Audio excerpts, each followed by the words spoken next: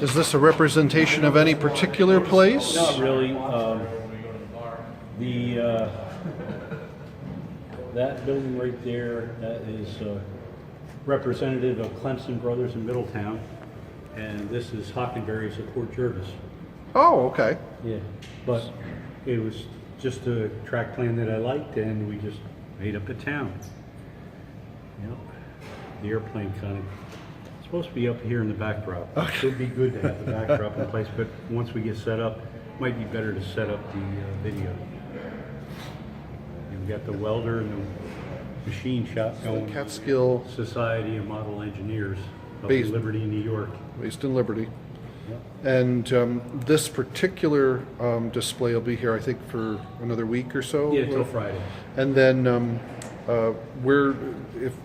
is this on display up anywhere goes to else? my Or home. Okay, this. And it goes into storage of all things. But you have one up in Liberty, don't you? Oh, A yeah. display up there Yeah, that people it's, can see. Yeah. 250 foot long if you walk the path of it, and it displays the New York, Ontario, and Western, starting off in Hurleyville, Ferndale Trestle. The Ferndale Trestle is 11'6" long. Wow.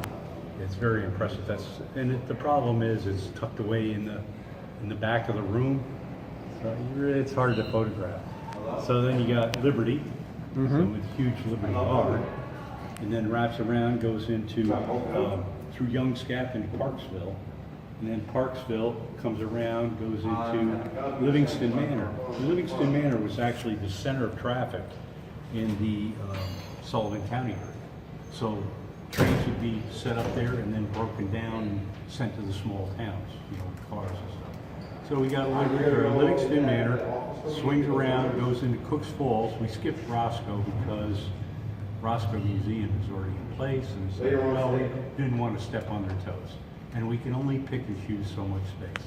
Right. Because we have 4 miles of scale miles of track, and that's 100 miles of railroad. So it's pretty well compressed.